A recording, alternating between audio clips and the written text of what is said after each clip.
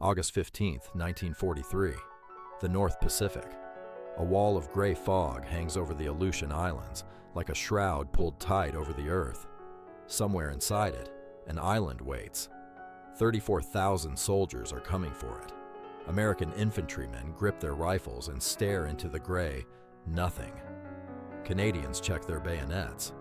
Everyone is thinking about Attu, about what happened there 3 months ago, when the Japanese defenders, rather than surrender, charged into Allied lines with anything they could find, screaming, dying by the thousands. Nobody wants another Attu.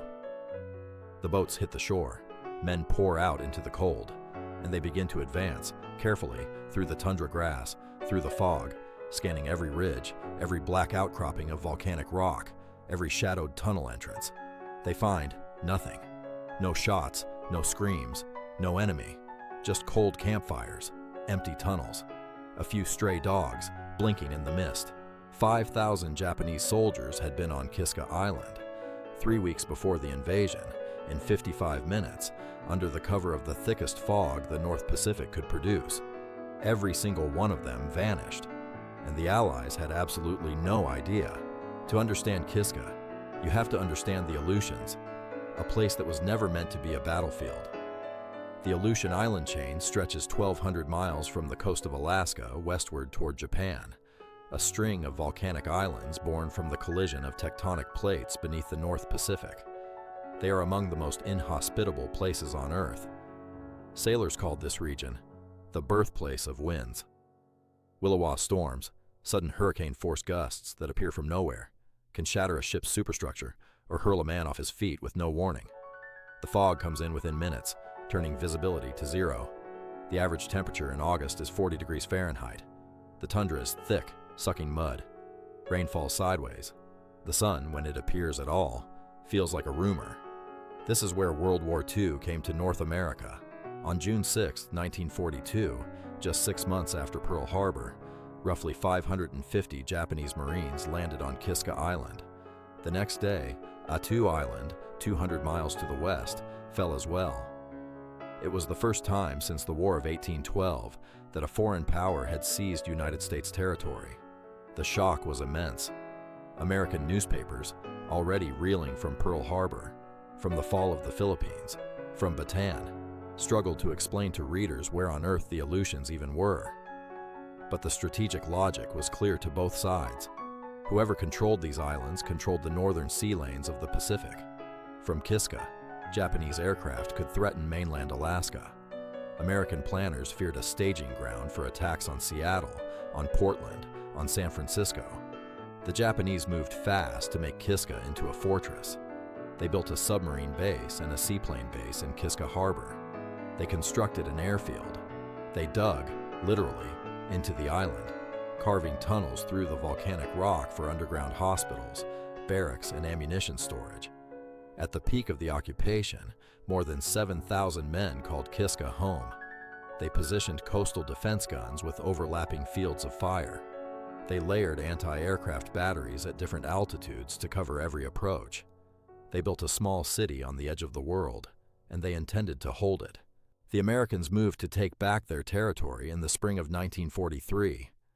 The plan was to begin with Attu, the smaller, more isolated island, and then turn to Kiska. Operation Landcrab launched on May 11, 1943. 15,000 American soldiers landed on Attu's beaches against 2,500 Japanese defenders.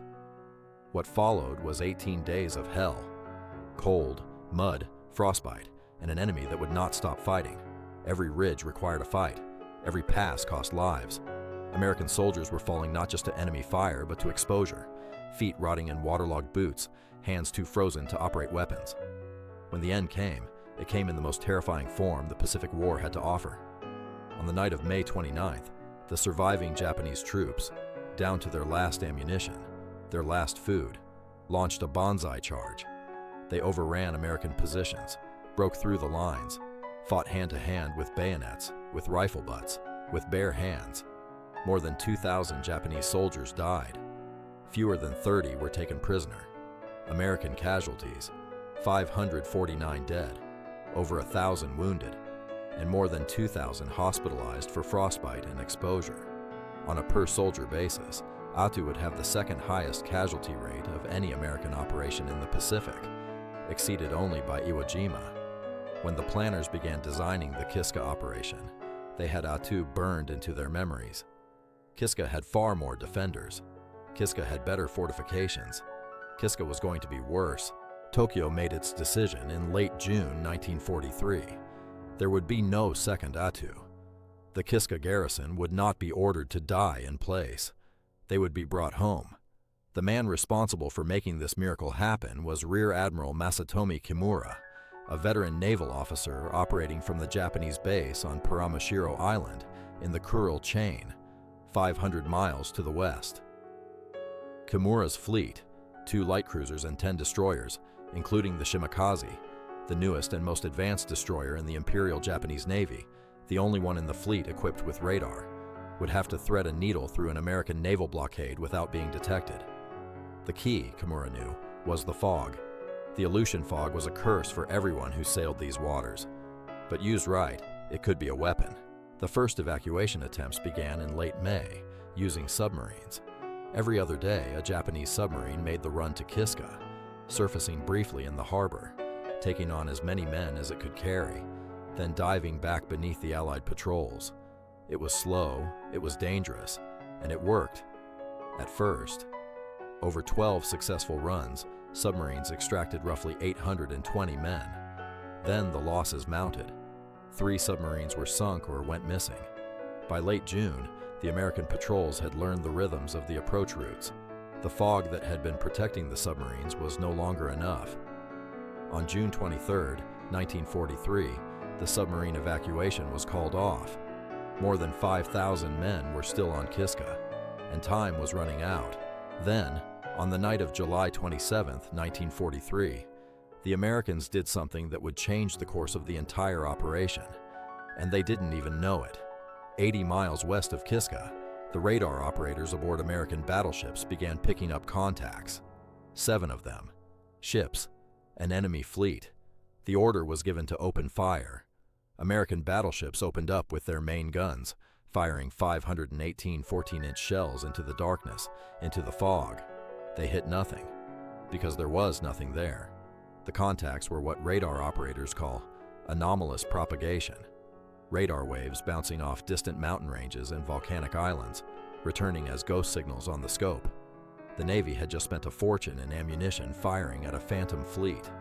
The Battle of the Pips, as it came to be known, was one of the most embarrassing incidents of the Pacific War, but its consequences went far beyond embarrassment. Vice Admiral Kincaid, humiliated and furious, pulled the blockade fleet southeast to refuel, 105 miles from their normal patrol station. He pulled them away from Kiska.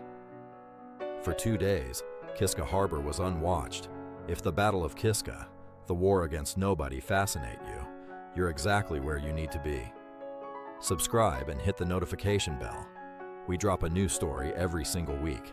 Now back to the Battle of Kiska, the war against nobody. Kimura moved immediately. His fleet departed Paramushiro and pushed east at full speed.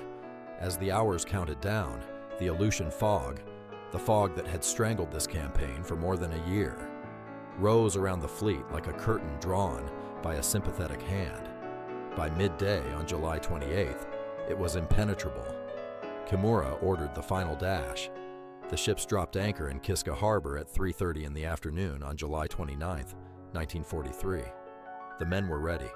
They had known this moment might come. Their personal belongings were packed. Demolition charges had been placed throughout the base installations, set to detonate days later, long after the fleet was gone. They had booby-trapped the entire island. 5,183 men boarded the ships in 55 minutes. 55 minutes. Then Kimura's fleet reversed course, slipped back into the fog, and vanished. No American aircraft spotted them. No patrol vessel detected them. No signal was intercepted. The evacuation was so clean, so complete, that for the next 3 weeks, American intelligence still believed the Kiska garrison was fully operational and awaiting battle. Not a single Japanese soldier died in the evacuation. For weeks before the August 15th landing, The Allies pounded Kiska. Naval guns fired thousands of shells into the island's fortifications. Bombers struck the airfield, the harbor, the gun positions. Planners studied aerial reconnaissance photographs and marked enemy positions. They mapped approach routes. They calculated casualty projections. They were bombing an empty island. Every shell that hit those tunnels, every bomb that cratered that airfield, the Japanese weren't there to feel it. The beautiful, elaborate defensive network that had taken months to build stood silent, absorbing punishment no living soul would ever need it to absorb.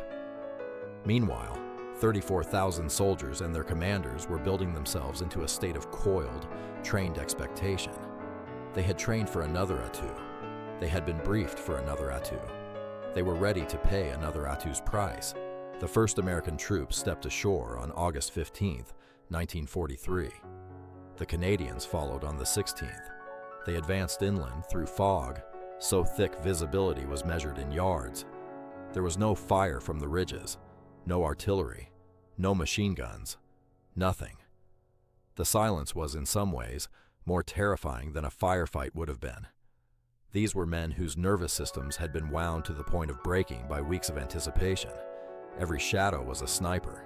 Every dark hole in the hillside was a machine gun nest. Every crunch of their own boots made them flinch. They found the Japanese tunnels.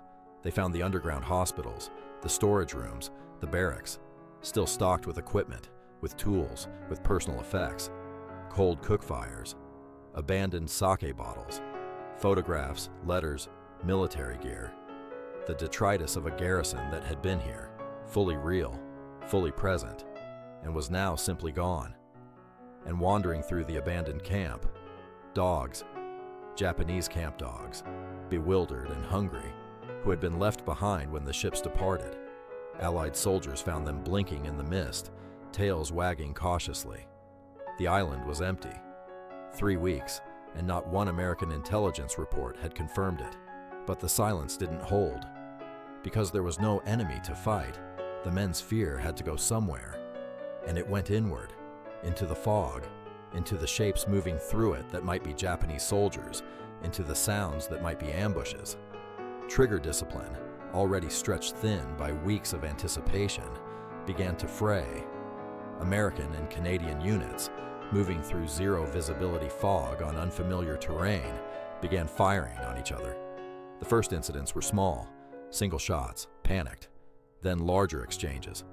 At least 28 Americans and 4 Canadians were killed by friendly fire. Dozens more were wounded. The fog didn't just hide the enemy. It had erased the boundary between friend and foe entirely.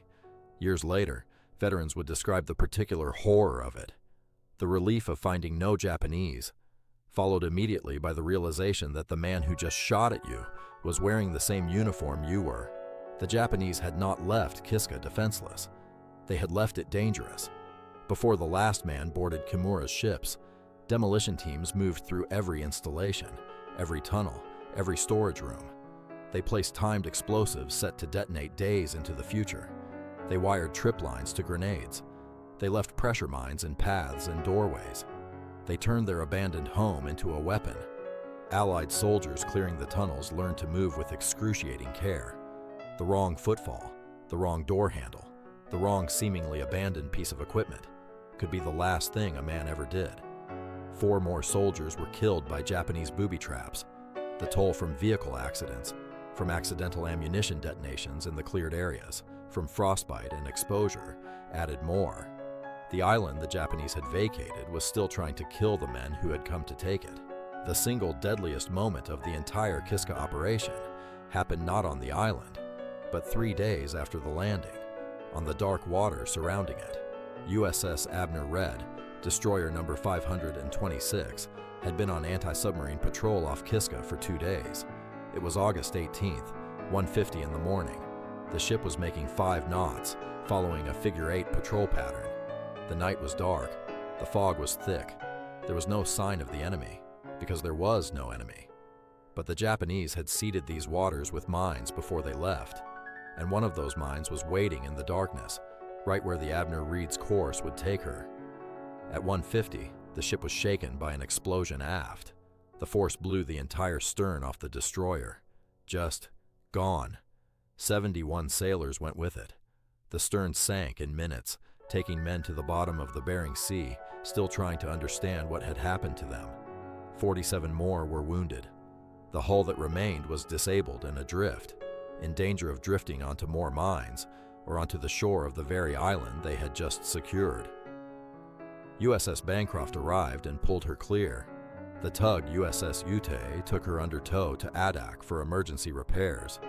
The Abner Read was eventually rebuilt and returned to service. She survived the war. The 71 men who died in those first minutes after the explosion did not. When Operation Cottage was declared complete, the ledger was grim and strange in equal measure. 92 Allied soldiers killed on the ground, 71 sailors dead on the Abner Read, more than 220 wounded, 313 casualties total, on an island where the last Japanese soldier had departed 21 days before the first Allied boot hit the beach. The Army and Navy moved quickly to manage the story. The official narrative was careful, dignified. The operation had secured the Aleutian chain. American and Canadian forces had performed with professionalism and courage. The Aleutian campaign was over. What went unsaid, the greatest intelligence failure of the North Pacific War, had cost nearly 100 lives and wounded 200 more. A naval blockade had been outwitted by fog and phantom radar contacts. 5,000 soldiers had escaped from under the noses of 34,000. The Japanese called it one of the most successful operations in their naval history. They weren't wrong. The Aleutian campaign was fighting for attention in a war with too many fronts. In August 1943, Guadalcanal was still fresh. Sicily had just been invaded. The battle for the Eastern Front was consuming millions of lives. Against that backdrop, a fog-shrouded island in the North Pacific, where the only enemy turned out to be cold, confusion, and bad luck, was not going to command headlines.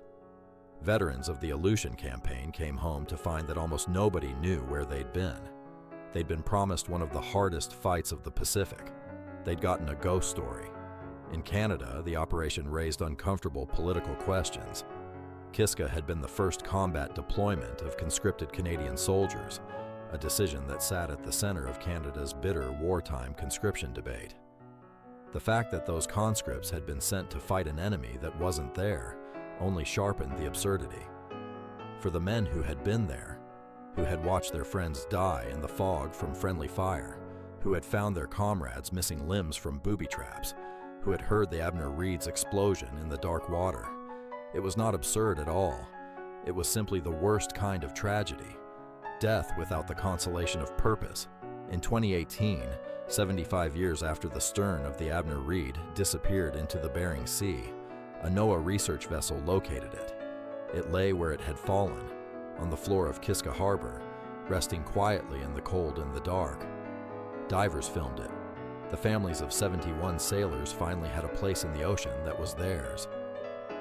Kiska Island today is uninhabited, remote, accessible only to researchers and the rare adventurer. The Japanese tunnels are still there. The gun emplacements, half a century of rust later, still point toward the sea. Allied and Japanese equipment litters the landscape, slowly returning to the volcanic rock. The whole island is one vast, quiet museum, a place where a battle happened and didn't happen all at once. The Battle of Kiska matters because it is a story about the gap between what we plan and what we encounter, about how 34,000 soldiers, the most powerful military machine in human history, can go to war and find nothing on the other side, about how the enemy's greatest victory was simply leaving, and about how, even when nobody is shooting back, war finds a way to take its toll.